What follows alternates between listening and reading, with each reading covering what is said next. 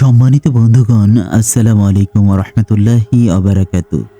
কাছে দূরে, দেশে অথবা দেশের বাহির থেকে যে যেখান থেকে ঠিক এই মুহূর্তে বাস্তব জীবনের গল্প শোনার জন্য আমার সাথে জয়েন করেছেন, আমি রানা, KH রানা আপনাদেরকে স্বাগত জানাচ্ছি নিশি গল্পের আজকের ১১তম পর্বে।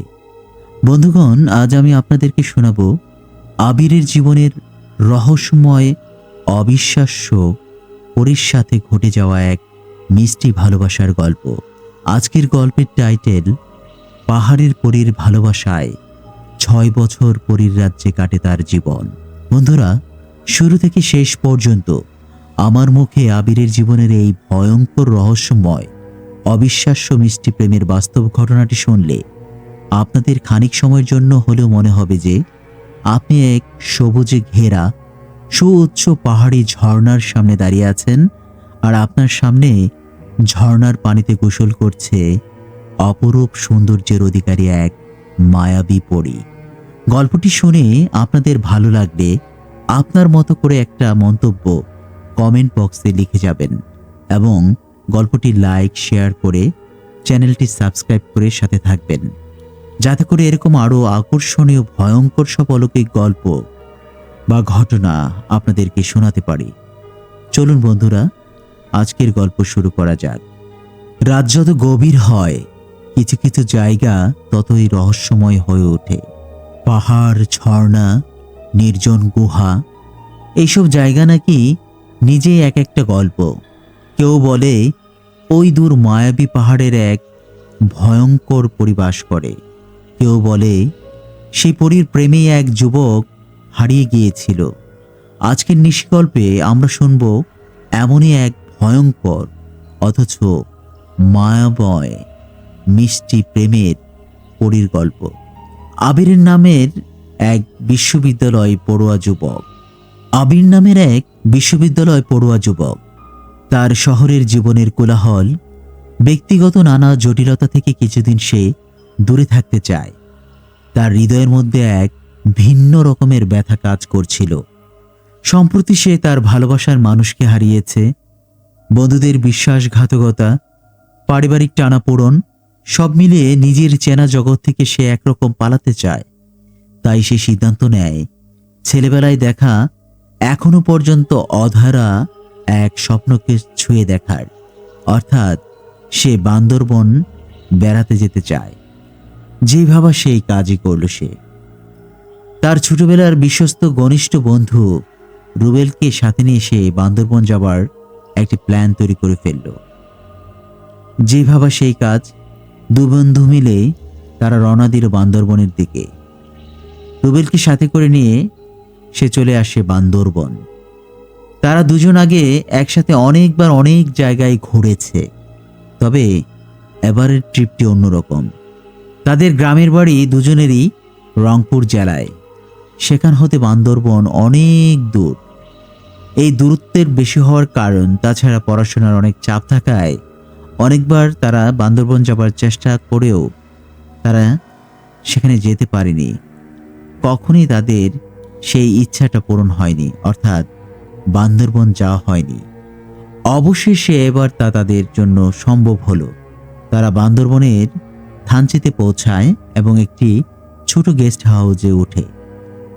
পাহাড় হাওয়া নামে একটি পুরনো কাঠের তৈরি রিসোর্ট। জায়গাটি বেশ নির্জন, শহরের কোলাহল থেকে অনেক দূরে অবস্থিত। ঘর থেকে তাকালেই দেখা যায় দূরে পাহাড়ের কাঁধ বেয়ে নেমে আসা ধোঁয়ার মতো কুয়াশা, তার নিচে বয়ে চলছে সাঙ্গু নদী। সকালে তারা স্থানীয় গাইড মাসুদের সাথে যোগাযোগ করে এবং মাসুদের সাথে তারা কথা বলে পরিকল্পনা করে নেয় যে তারা বান্দরবনের কোন কোন বিখ্যাত স্পটগুলো ঘুরে ঘুরে দেখবে। মাসুদ বলল, ভাই, এখানে অনেক সুন্দর সুন্দর স্পট আছে ঘোরার মতো, তবে একটি জায়গা আছে যেটা মায়াবী ঝর্ণা নামে পরিচিত। ওদিকে মানুষ খুব একটা যায় না, তবে কেউ যদি যায় এবং বেশি কৌতূহল বশত যদি সেই ঝর্ণার মধ্যে নিজেকে বিলীন করতে চায়, সে হারিয়ে যায় আর কখনো তাকে খুঁজে পাওয়া যায় না। এটা শুনে আবিরের কৌতূহল বেড়ে যায়। সে বারবার মাসুদকে জিজ্ঞেস করতে থাকে মায়াবী ঝর্ণার সম্পর্কে। মাসুদ অনেকগুলো স্পট তাদেরকে নিয়ে ঘোরাঘুরি করে সারাদিন। তারপর বিদায়বেলা বলে, ভাই, যদি আপনি মায়াবী ঝর্ণা দেখতে চান তবে সাবধানে যাবেন। সন্ধ্যার পর তো ওইদিকে যাওয়াই যাবে না, কখনো ওইদিকে থাকবেন না। ওখানে একটা কিছু আছে, আমি নিজের চোখেই দেখেছি। কেউ একবার সেখানে গিয়ে হারিয়ে গেলে তাকে আর খুঁজে পাওয়া যায় না। তাই সাবধান, সেখানে না গেলেই ভালো করবেন। তারপরও আবির অনেক পীড়াপিড়ি করে স্থানীয় গাইড মাসুদের নিকট হতে মায়াবী ঝর্ণার লোকেশনটা জেনেই নেয়। সারাদিন অনেক ঘোরাঘুরির পর তারা দুজনেই খুব ক্লান্ত। মাসুদ বিদায় নিয়ে চলে যায় তার গন্তব্যে। আর হোটেলে ওই রিসোর্টের মধ্যে রুবেল আর আবির সারাদিন ঘোরাঘুরির পর ক্লান্ত হয়ে বিছানায় দেহটাকে এলিয়ে দেয়। কিছুক্ষণের মধ্যে রুবেল ঘুমিয়ে পড়ে, কিন্তু আবিরের মন যেন কেমন করছে। কি অজানা এক আকর্ষণ তাকে যেন ওই পাহাড়ি ঝর্ণার দিকে ডাকছে। তার মনে হলো মায়াবী ঝর্ণার কোনো এক অজানা আকর্ষণ তাকে আকর্ষিত করছে। কুয়াশা, বাতাস, রাতের পাখির ডাক সবকিছু যেন মিলেমিশে এক অদৃশ্য হাত ধরে তাকে টেনে নিয়ে যাচ্ছে সেদিকে। সে ওই রাতেই তার ব্যাগে একটা টর্চ, এক বোতল পানি আর তার ফোনটি নিয়ে রওনা দেয় সেই মায়াবী ঝর্ণার দিকে। রাস্তাটি ছিল খুবই নির্জন। গাছপালা এমনভাবে দাঁড়িয়ে আছে যেন তারা সর্বদা পাহারা দিচ্ছে। বাতাসে হালকা একটা মৃদু স্যাঁতসেঁতে মাটির গন্ধ। সেই প্রকৃতির এই নির্জনতাকে সঙ্গী করে একা একা এগিয়ে চলল মায়াবী ঝর্ণার দিকে। মাঝে মাঝে মনে হচ্ছিল কেউ যেন তার পেছন পেছন হাঁটছে। আবির চুপচাপ হাঁটতে থাকে। তার সাহস আর এক মৃদু ভয় যেন একসাথে তার হৃদয়ে দ্বন্দ্ব করে লড়াই করে চলেছে। এভাবেই সে বেশ কিছুক্ষণ হাঁটার পর একসময় ঝর্ণার কাছাকাছি পৌঁছে যায়। ঝর্ণার কাছাকাছি গিয়ে সে মুগ্ধ হয়ে দাঁড়িয়ে পড়ে। অদ্ভুত সুন্দর সেই স্থান। আকাশে ভরা পূর্ণিমার কারণে ঝর্ণার পানির যেন রূপোর মতো চিকচিক ঝলমল করে উঠছে। জমিনে যেন একটি রূপালী চাঁদের এক মায়াবী আলো ছড়াচ্ছে। গাছের পাতা থেকে টুপটুপ করে পড়া পানির এক শব্দ রাতের নিশুতি ভেঙে যেন এক রহস্যময় পরিবেশের সৃষ্টি করছে। ঠিক তখনই সে দেখতে পায় সেই ঝর্ণার মাঝখানে এক সাদা পোশাক পরা মেয়েকে। তার চুল অনেক লম্বা, বাতাসে যেন উঠছে। মেয়েটির চোখে ছিল অদ্ভুত গভীরতা, এমন এক চাহনি যা কোনো মানুষকে যেন সে হাজার বছরের পরিচিত এক মুখ আকর্ষিত করছে। সে মুখের মায়ায় যেন নিজেকে আটকে ফেলছে। সে ধীরে ধীরে যেন ট্রমাটাইজ হয়ে পড়ছে এবং কোনো দিকে খেয়াল না করে এগিয়ে যায় সে মেয়েটির দিকে। সে মেয়েটির কাছে গিয়ে বলে, তুমি কে? কোনো উত্তরই দিল না মেয়েটি। আবির আবারও জিজ্ঞেস করে, তুমি কে? মেয়েটি তখন বলে, আমি নাহার। এই পাহাড় আমার, এই ঝর্ণা আমার ঘর। তুমি আমার ডাকেই সাড়া দিয়ে এখানে চলে এসেছো। আবির কিছু বলতে চায়, কিন্তু তার মুখ দিয়ে কোনো শব্দই যেন বের হচ্ছে না। একটু শব্দই যেন সে মুখ দিয়ে বের করতে পারছে না।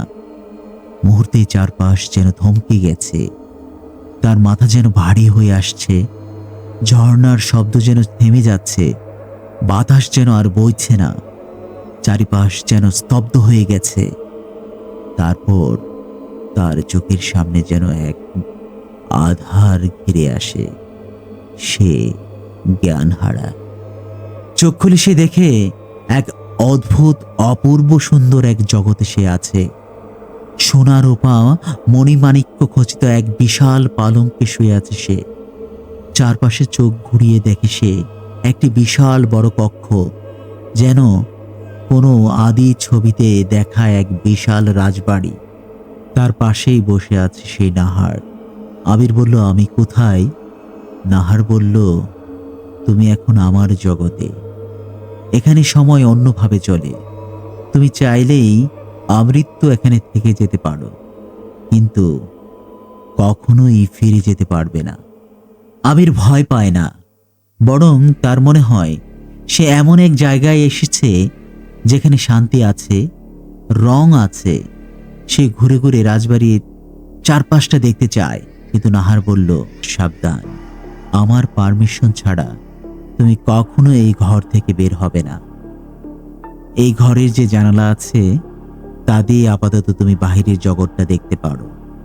পরে সময় হলে আমি তোমাকে আমাদের পুরো রাজ্যটা ঘুরিয়ে দেখাবো। আবির জানালার পাশে গিয়ে দাঁড়ায়। বাইরে যেন নীলাভ এক আকাশের নিচে সবুজ আলোয় চারপাশ যেন ঢেকে আছে। সুবিশাল গাছগুলো যেন কথা বলছে। নিচে সমতল ভূমিতে অনেক রং বেরঙের ফুলের বাগান, ফলের বাগান রয়েছে। বিভিন্ন অদ্ভুত চেহারার অনেক লম্বা লম্বা নারী পুরুষ নিচে ঘুরে বেড়াচ্ছে। তার কানে ঝর্ণার পানি বয়ে যাওয়ার এক মিষ্টি সুর বাজছে। কিছুটা অদ্ভুত লাগছে তার কাছে। একটু পর নাহার তার জন্য খাবার নিয়ে আসে। অনেক ধরনের ফল, শরবত আর হরেক রকম বিভিন্ন প্রাণীর মাংস। আবির খুবই ক্ষুধার্ত থাকায় সে ভরপেট খাবার খেয়ে নিল। নাহারও মুগ্ধ দৃষ্টিতে আবিরে খাওয়া দেখছিল। খাওয়া শেষে আবির নাহারের কাছে তার রাজ্য সম্পর্কে জানতে চায়। নাহার বলল, তোমাকে আমি কালকে ঠিক বিকেল 3টায় নিয়ে বের হব। তখন আমাদের রাজ্যের অনেক জিনরাই তাদের বাড়িতে বিশ্রামে থাকে। এ সময় তারা খুব একটা বাহিরে বের হয় না। এই সময়টাই উপযুক্ত তোমাকে বাহিরে ঘুরিয়ে দেখার। তখন তুমি আমাদের পুরো রাজ্যটাই দেখতে পাবে। পরদিন নাহার আবিরকে ঠিক বিকেল 3টার সময় নিয়ে বের হয়। তারা বের হতেই দরজার বাহিরে তাদের জন্য একটি পালকি দাঁড়িয়েছিল, কিন্তু ছিল না পালকি বহনের কোনো লোক। তারা যখন এই পালকিতে উঠল, অটোমেটিক সে পালকিটি আকাশে উঠতে শুরু করলো এবং এই পালকি দিয়ে তারা সমগ্র রাজ্যটি ঘুরে ঘুরে দেখছিল। কি সেই নয়ন অভিরাম দৃশ্য! আবির মুগ্ধ হয়, চারপাশে তাকিয়ে থাকে। সে এত সুন্দর পরিষ্কার পরিচ্ছন্ন শহর সে কখনো দেখেনি। এত নিবিড় সবুজের মাঝে নানা রং বেরঙের ফুলের বাগান, নানা পরিচিত অপরিচিত অনেক ফুল ফলের গাছ। প্রত্যেকটি বাড়ি যেন সুউচ্চ প্রাসাদের মতো। সব জায়গায় যেন আছে নিজস্ব বাড়ির বাগান, আছে ফুল ফলের গাছ, স্বচ্ছ নদীর পানি, অদ্ভুত যেন নীলাভ আকাশ, নানা রঙের পাখিরা যেন উড়ে বেড়াচ্ছে। এক কথায় অদ্ভুত সৌন্দর্য, যা সে কোনোদিনই তার এই দুচোখ দিয়ে দেখেনি। আবির এভাবে মুগ্ধ হয়ে সে নাহারকে বলে যে, আমি এরকম দৃশ্য আমার পৃথিবীতে কখনো দেখতে পাইনি। এটা কোথায়? এত সৌন্দর্য তোমরা কিভাবে তৈরি করলে? নাহার বলে, এটা জিনদের বসবাসের রাজ্য। এটা অলৌকিকভাবেই এভাবে গড়ে ওঠা। তা তোমাদের দেশ থেকে, পৃথিবী থেকে অনেক উপরে। সে আকাশের মাঝে এমন এক জায়গা যা তোমাদের দৃষ্টি গোচরের অনেক বাহিরে। তা মনুষ্য চিন্তা শক্তিরও বাহিরে আমাদের এই রাজ্য। মাঝে মাঝে আমরা এই রাজ্য থেকে তোমাদের রাজ্যে ঘুরতে যাই, তখনই নানাভাবে আমরা মানুষের সংস্পর্শে চলে আসি। মানুষ আমাদেরকে দিয়ে তাদের নানা ইচ্ছে বা তাদের মনের বাসনা পূর্ণ করতে চায়। তখনই ঘটে নানা বিপত্তি। হয় তাদের হাতে আমরা বন্দী হই, অথবা তারা আমাদের হাতে নানাভাবে মারা যায় বা বন্দী হয়ে আমাদের রাজ্যে তারা বন্দী থাকে। এভাবেই অনেক কিছুই নাহারের কাছ থেকে আবির জানতে পারে পরীর রাজ্য সম্পর্কে। তার সময় ওই প্রাসাদেই কাটত, সেই প্রাসাদের মধ্যে থাকত। নাহার তাকে সময় মতো খাবার দিত, ও মাঝে মাঝে ঘুরে নিয়ে আসতো বাহির থেকে। কতদিন যে এভাবে কেটে গেল সে তা নিজেও জানে না। এভাবেই তার সময় কেটে যাচ্ছে, দিন যায়। নাহার তাকে প্রাসাদের মধ্যে একটি রুমে আটকে রাখে আর মাঝে মাঝে বাহিরের যে অদ্ভুত সৌন্দর্যের তাদের রাজ্যটাকে ঘুরিয়ে দেখায়। তাদের রাজ্যে আছে হাজারো পাহাড়ের সৌন্দর্যের অধিকারী সবুজ বাগান, লুকানো অনেক গুহা, আলোয় মোড়ানো বিভিন্ন ফুল ফলের বাগান, স্বচ্ছ নদী, এমন কিছু জায়গা যেখানে কখনোই মানুষের পা পড়েনি। আবির ধীরে ধীরে নাহারের প্রেমে পড়ে যায়। নাহারও তাকে আগলে রাখে, পাহাড়ের ফুল দিয়ে তৈরি মালা গাঁথে। সে মালা পরিয়ে দেয়, জলপান করায় পাহাড়ি ফলের রস দিয়ে। তাদের প্রেম যেন এক গভীর থেকে গভীরতম পর্যায়ে ক্রমান্বয়ে চলে যাচ্ছে। সময়কে যেন থামিয়ে দিতে চায় এই নিঘাত সুন্দর এক মিষ্টি প্রেম। কিন্তু এক রাতে সব বদলে যায়। পাহাড় কেঁপে ওঠে, আকাশ কালো হয়, যেন ভয়ঙ্কর শব্দ করে সেই প্রাসাদের সামনে এসে দাঁড়ায় এক ভয়ঙ্কর ছায়ামূর্তি। ছায়ামূর্তিটি খুবই লম্বা, আগুনের চোখ যেন ঝলঝল করে জ্বলছে, কালো দুহার মতো তাদের চারপাশ ছড়িয়ে থাকা শক্তি, যেন এক বিশাল আকৃতি, এক অভয়ব, এক কালো ধোঁয়া যেন দাঁড়িয়ে আছে প্রাসাদের সামনে। আবির ভয়ে অস্থির হয়ে গেল। সে নাহারকে বলল, এ কে? নাহার বলল, তার নাম সায়ান। সায়ান এক ভয়ঙ্কর জিন, যাকে পাহাড়ের গভীরে বন্দী করে রাখা হয়েছিল বহুদিন ধরে। নাহারকে সায়ান প্রচণ্ড ভালোবাসত, কিন্তু সায়ানকে নাহার পছন্দই করত না। ফলে সে নানাভাবে প্রেম প্রস্তাব নিয়ে আসতো নাহারের কাছে এবং তাকে উত্ত্যক্ত করত।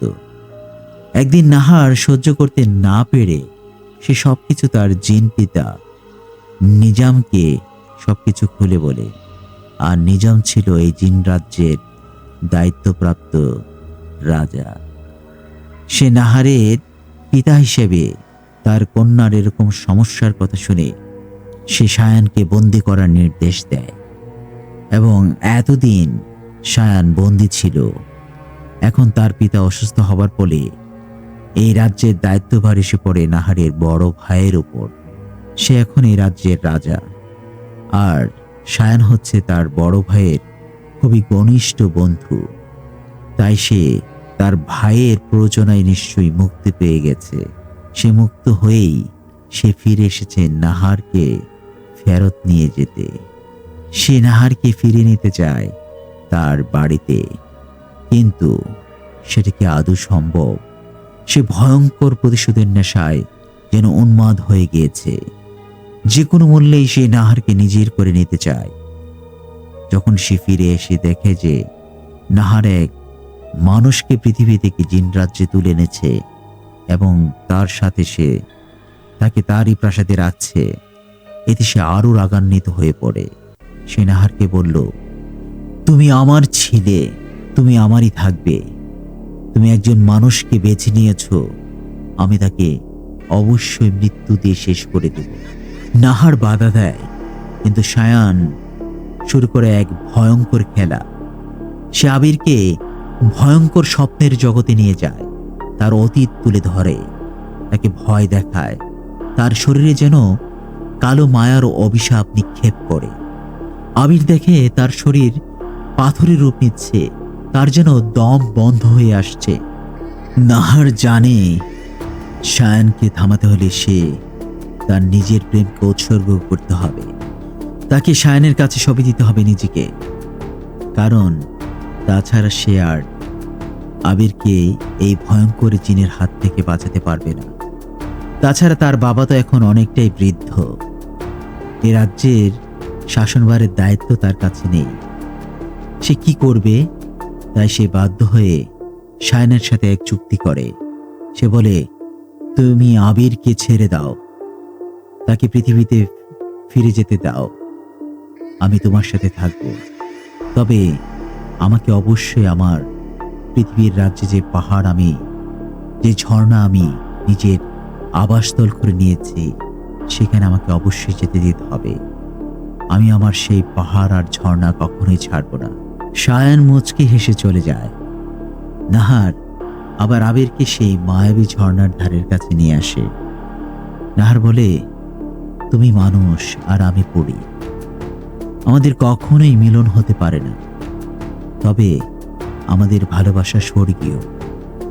পৃথিবীতে বা আমার জগতে কোথাও এই ভালোবাসার কোনো দাম না থাকলেও আমাদের ভালোবাসা চির অমলিন হয়ে থাকবে। তার অস্তিত্ব টিকে থাকবে যুগ থেকে যুগান্তর ধরে। আমি কখনোই তোমাকে ভুলবো না। এই নাও একটি পাথর, এটা আমার স্মৃতি মনে করে সবসময় তোমার সাথে রাখবে। এটা আমার ভালোবাসার চিহ্ন, এটাই সেই ভালোবাসার প্রতীক। যতদিন এটা তোমার সাথে থাকবে, ততদিন আমি থাকবো তোমার পাশে। আবির আবারও জ্ঞান হারায়। যখন তার জ্ঞান ফিরল, তখন সে দেখল সে সেই রিসোর্টের যে রুমটিতে ভাড়া নিয়েছিল, সেই রুমেরই খাটের উপর শুয়ে আছে। যখন তার জ্ঞান ফিরল, সে বিছানা থেকে উঠে বাইরে বের হয় এবং রুবেলকে সে খুঁজতে শুরু করে। কিন্তু কোথায় রুবেল? কোথাও সে কাউকে খুঁজে পাচ্ছে না। একটু সামনে গিয়ে সে রিসেপশনে একজনকে দেখতে পায়।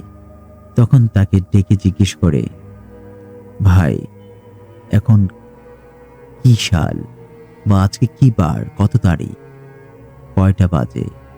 তখন ওই লোক জানালো যে এখন সাল 2014, অক্টোবর মাসের 10 তারিখ। তখন সে ভাবল, সে তো এখানে এসেছিল 2008 সনের সেপ্টেম্বর মাসে। তার মানে কি 6 বছর কেটে গিয়েছে। সময় এভাবে কেটে গেল, অথচ সে বুঝতেই পারল না। সে যাই হোক, তার সদ্বিদ ফিরে পায় এবং সে বুঝে গিয়েছে তার জীবন থেকে 6টি বছর কখন যে কেটে গিয়েছে তা তার নিজেরও অজানা।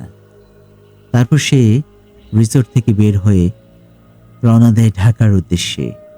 পরদিন সে ঢাকায় ফিরে আসে। ঢাকায় ফিরে আবির অনেকটাই বদলে যায়। তার চোখে মুখে যেন এক অন্যরকম আলো। সে কারোর সাথেই কিছু শেয়ার করে না। শুধু রাতে যখন জানালার পাশে বসে, তখন তার হাতে ধরা সেই নীল পাথরটি ধরে রাখে এবং আকাশের পানে চেয়ে থাকে। এভাবেই কেটে যায় বেশ কিছুদিন। দিন গিয়ে মাস, মাস গিয়ে বছর আসে। এভাবে কয়েক বছর পর আবির ধীরে ধীরে স্বাভাবিক জীবনে ফিরে আসে। ঢাকায় সে এখন একজন প্রতিষ্ঠিত ব্যবসায়ী।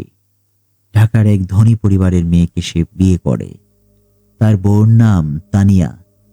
তানিয়ার কাছে সে তার জীবনে ঘটে যাওয়া সেই অদ্ভুত ঘটনাটি, অস্বাভাবিক তার প্রেমের কথাটি সে শেয়ার করে। আর তার বন্ধু রুবেলকে সে 6 বছর পর খুঁজে পেয়ে সবকিছুই তার সাথে শেয়ার করেছিল। রুবেল জেনেছিল ওই রাতে কি ঘটেছিল আবিরের সাথে। আবির কিভাবে একাকী চলে গিয়েছিল সে মায়াবী ঝর্ণার কাছে, আর সেখান থেকে সে হারিয়ে যায় এক অজানা জগতের দিকে। তাকে অনেক খোঁজাখুঁজি নাকি করেছিল রুবেল, কিন্তু কোথাও তাকে খুঁজে না পেয়ে সে বাধ্য হয়ে 2 দিন পর বান্দরবন থেকে ফিরে আসে ঢাকায়। সবই জানলো রুবেল আবিরের কাছ থেকে, আবিরও জানলো রুবেলের কাছ থেকে কি ঘটে গিয়েছে। এভাবেই তাদের অনেক সময়ের পর এখন বাস্তবতায় যখন আবির একজন ভালো বড় ব্যবসায়ী, তার বউ আছে, সংসার আছে, এভাবেই তার জীবন ভালোই কাটছে। বছরের পর বছর কেটে গেল। আবির আর তানিয়ার ঘরে এক পুত্র ও এক কন্যা সন্তান জন্ম নেয়। তারা আস্তে আস্তে ধীরে ধীরে চোখের সামনেই বড় হয়ে যাচ্ছে। তারা আবিরকে অনেক ভালোবাসে, আবিরও তাদের অনেক স্নেহ এবং ভালোবাসে। তারা আবিরকে ছাড়া তার কন্যা যেন কিছু বুঝতেই চায় না। কিন্তু আশ্চর্যজনকভাবে তারা সন্তানরা মাঝে মধ্যে এমন কিছু বলে বসে যা তাদের কখনো জানার কথা নয়। কখনো কখনো তারা বলে, বাবা, আজ রাতে জানালায় একটি সুন্দরী আপু এসেছিল, সে আমাদেরকে পাহাড় দেখিয়েছে। আবির জানে নাহার এখনো আছে, তার পাশে আছে। প্রতিদিন নয়, কিন্তু যখন সে বিপদে পড়ে, কোনোভাবে যদি তার স্ত্রী বা সন্তান নিয়ে সে কখনো বিপদে পড়ে, আল্লাহর অশেষ রহমতে কিভাবে যেন সেই সব বিপদ থেকে ঠিকই বেরিয়ে আসে, সব কিছু যেন ঠিকঠাক হয়ে যায়। কখনো তার পরিবারে অসুখ হলে বা কেউ অসুস্থ হয়ে গেলে আবির যখন পাথরটা হাতে নিয়ে একাগ্রচিত্তে জানালার পাশে দাঁড়িয়ে দূর আকাশের দিকে তাকিয়ে থাকে, তখন যেন পাথরটা হঠাৎ করে জ্বলে ওঠে এবং কিছুক্ষণের মধ্যেই তাদের অসুখ ভালো হয়ে যায়, তারা সুস্থ হয়ে পড়ে। তাদের গাড়ি চলছে, কখনো যদি অন্য একটি গাড়ির সাথে তাদের গাড়িটি অ্যাক্সিডেন্ট হওয়ার খুবই সম্ভাবনা ঘটে যায়, কিন্তু কিভাবে যেন অলৌকিকভাবে তারা বেঁচে যায় এরকম দুর্ঘটনা থেকে। সে জানে নাহার পাহাড়ে থেকেও তাকে আগলে রাখে, তাদের মাঝে কোনো কথা হয় না বা একজন আরেকজনকে দেখে না সেই বহু বছর ধরে, কিন্তু আত্মার এক নিবিড় সম্পর্ক যেন এখনো দুজনের মাঝেই বিদ্যমান। অদৃশ্য ভালোবাসা, অলৌকিক এক মায়া প্রতিদিন যেন তার জীবনে জড়িয়ে আছে সেই পাহাড়ের পরী। কেউ ভাবে এটা প্রেমের গল্প, কেউ ভাবে এটা এক ভয়ঙ্কর মায়ার ফাঁদ, কিন্তু আবির জানে এটা এক ভালোবাসার গল্প যা মানুষের পৃথিবীর সীমা ছাড়িয়ে গেছে অনেক আগেই। বন্ধুরা, এ ছিল আবিরের জীবনে ঘটে যাওয়া এক সুন্দরতম, অপূর্ব, আমি বলবো মিষ্টি এক ভালোবাসার গল্প, যেখানে ছিল ভয়ঙ্কর কিছু ঘটনা, ছিল অপূর্ব কিছু সৌন্দর্যের সংমিশ্রণ। সেই জিনের রাজ্যে ঘুরে বেড়ানো আবিরের সময়গুলো যা ছিল চমৎকার, যা ছিল কখনো ভোলার মতো নয়, আবির সেগুলো উপলব্ধি করেছে। সে আর কখনো ওই বান্দরবন মায়াবী ঝর্ণার কাছে আর ফিরে যায়নি, তবে জানে ওই পাহাড়ি ঝর্ণা থেকে এখনো নাহার তাকে আগলে রেখেছে। বন্ধুরা, গল্পটি ভালো লাগলে অবশ্যই লাইক করে শেয়ার করে দেবেন, আর অনুগ্রহ করে আমার চ্যানেলটি সাবস্ক্রাইব করে আমার পাশে থাকবেন। আপনারা পাশে থেকে আমাকে উৎসাহ দিলে এরকম আরো সুন্দর সুন্দর, অলৌকিক, অস্বাভাবিক, ভৌতিক জিনপুরীর গল্প নিয়ে আপনাদের সামনে উপস্থিত হব। আজকের মতো আমি কেএচ রানা বিদায় নিচ্ছি। আপনারা সকলে ভালো থাকবেন, অন্যকে ভালো রাখবেন। আল্লাহ হাফেজ।